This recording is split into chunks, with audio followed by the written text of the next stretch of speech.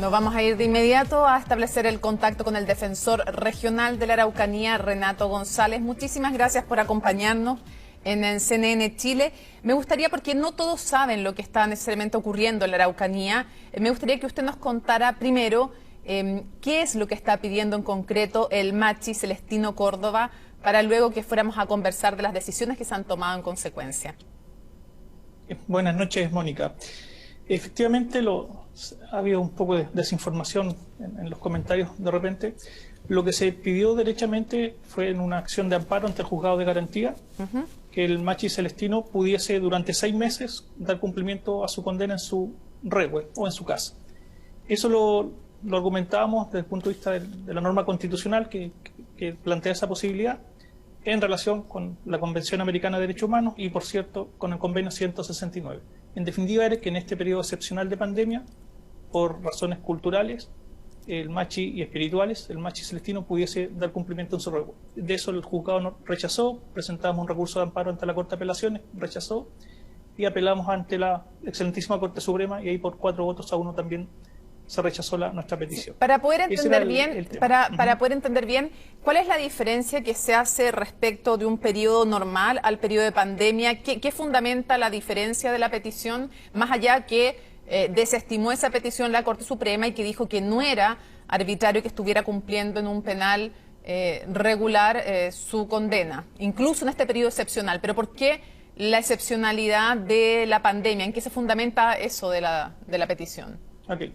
Lo que pasa es que aquí debemos entrar necesariamente a discutir temas culturales, que es sumamente complejo y no es tan fácil de explicar, menos de entender para quienes no somos mapuche, pero es un tema de respeto a una cultura. En este concepto, en definitiva, lo que se plantea la Defensoría Penal Pública en representación del Machi, era que se produjo, producto de la pandemia y la situación actual, que no hay para qué explicar, un desequilibrio importante en la comunidad. Estamos hablando de un desequilibrio espiritual. Y el rol de un Machi, que es el único Machi que existe en la comunidad, existe otro Machi pero que cumple otras funciones, y estamos hablando de 100 familias y de 4 LOF.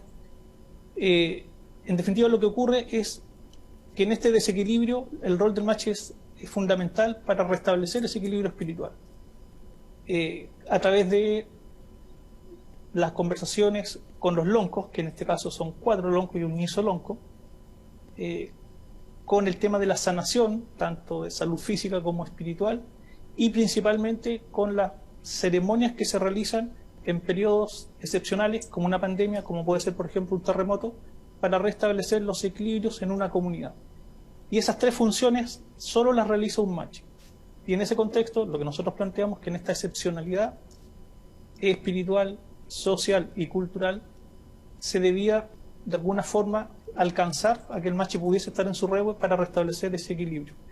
Eso se presentó un informe antropológico, declaró el nisolonco en la Corte de Apelaciones, producto Convenio 169, y en ese contexto explicábamos por qué era la necesidad de no se está pidiendo impunidad, porque la propia norma constitucional permitía, planteamos nosotros, de hecho un voto de minoría de la Corte Suprema así lo acepta, y lo refiere, que es posible cumplir una condena en la casa. De hecho, hay otros fallos en algunos otros lugares, no de la Corte Suprema, pero sí de Cortes de Apelaciones que lo han permitido. Personas condenadas en situaciones particulares. Entendida esa fundamentación, ha sido negada la petición también por la Corte Suprema, que, como yo decía, argumenta que no es arbitrario que esté en la cárcel y no da lugar, en el fondo, a la petición. Lo que sí, hubo un fallo de minoría de parte del magistrado Jorge Dam, en que él decía que estaría dispuesto a que durante 48 horas el Machi Celestino Córdoba fuera a su rehue, pero por 48 horas, no por los 6 meses. Igual fue un voto de minoría, así que es parte de la fundamentación que podemos conversar, pero no cambia la decisión de decir que no a toda la petición. Quisiera preguntarle si es que se concediera de parte de Gendarmería la posibilidad de ir durante 48 horas al rehue. ¿Eso sería una posibilidad para que el Machi bajara la huelga de hambre? La verdad no podría contestar eso, no sé la consecuencia de esa hipótesis que usted plantea. Eso lo tendría que resolver el Machi. Yo la verdad que le informé el resultado del recurso a través de sus voceras, y no he conversado con el Machi una vez que salió el fallo de la Corte Suprema. Sí, obviamente a través de su representante en este caso. Pero lo que usted plantea habría que derechamente preguntárselo al Machi Celestino y, por cierto, a quienes lo representan el día de hoy desde el punto de vista de las vocerías. Quisiera preguntarle cómo está el estado de salud, cuán complejo es el estado de salud del Machi Celestino Córdoba, en el contexto de que además él ha anunciado que va a comenzar una huelga seca. Bueno, es muy delicado el colegio, la Comisión de Derechos Humanos, el Colegio Médico aquí regional, hace algún tiempo, poco tiempo atrás, lo examinó, lo observó y hizo una presentación. Es muy delicado, pero ese concepto, claro, un poco etéreo, pero sin duda alguna una huelga de hambre en la circunstancia en que está y ahora con una huelga seca, por supuesto que hay un riesgo de la vida, eso entiendo que es evidente. Y yo lo vi la semana pasada, el jueves, viernes, cuando estábamos a puertas de los alegatos en la Corte Suprema. Ahí conversamos sobre estos temas y claramente se veía muy, muy débil, eso a los ojos de quien no es un médico, por cierto. Usted hacía una fundamentación respecto del convenio 169 que le da ciertas particularidades respecto no solamente del tema de la justicia, sino que también, por ejemplo, respecto de la instalación de proyectos productivos en una zona donde hayan pueblos originarios. Y usted ya explicaba cuál era esa fundamentación, pero ¿qué le dice usted a las personas que sostienen por qué no podría tener también o pedir de alguna manera también una garantía distinta en la forma en que se cumple la pena?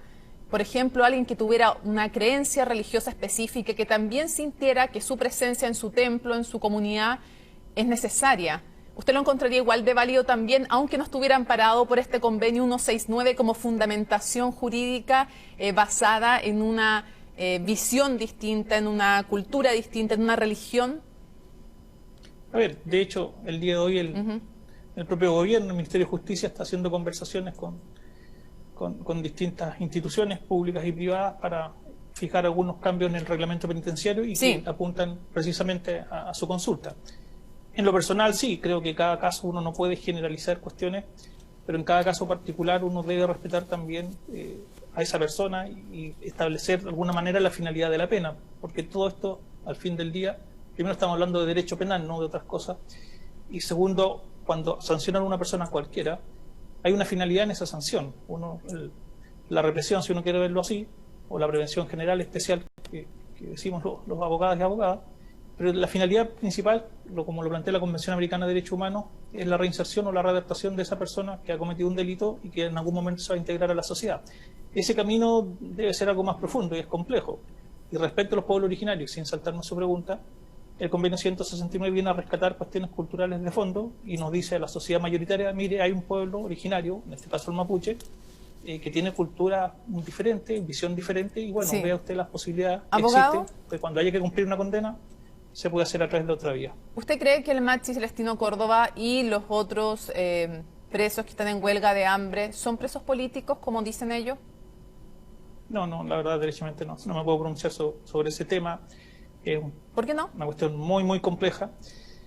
Porque las visiones que uno puede tener o no son jurídicas. La Defensoría Penal Pública jamás hace una discriminación en ninguna persona a quien representa, nunca. Y representamos al Machi, también representamos a policías en algunas partes, a funcionarios públicos.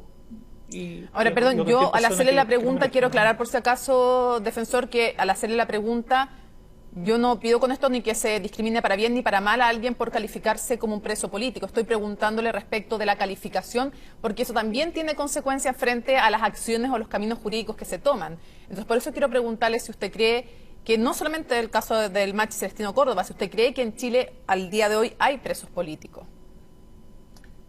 Bueno, me pone en difícil situación, creo que es absurdo.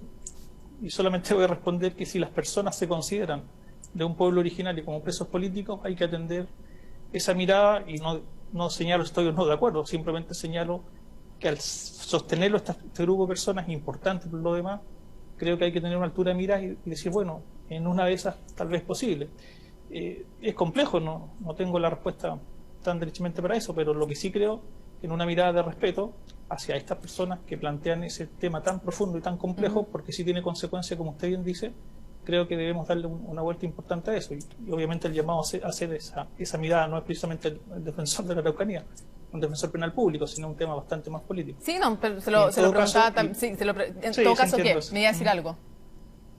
No, simplemente que que nuestra función es defender personas en los Sí, tribunales. yo entiendo, y eso lo seguiremos haciendo. se lo preguntaba como abogado, se lo preguntaba por las implicancias que tiene. Dos cosas muy breves para cerrar, no sé si son tan breves, pero lo primero, ¿qué opina de forzar la alimentación de alguien, o no necesariamente la alimentación, también puede ser primero la hidratación, después la alimentación, pero qué opina de forzar la alimentación o la hidratación de una persona en huelga de hambre, específicamente en general, pero específicamente también en el caso del Machi Celestino Córdoba, porque el gobierno ha dicho que ya presentó los recursos para salvaguardar la vida en caso de que sea necesario?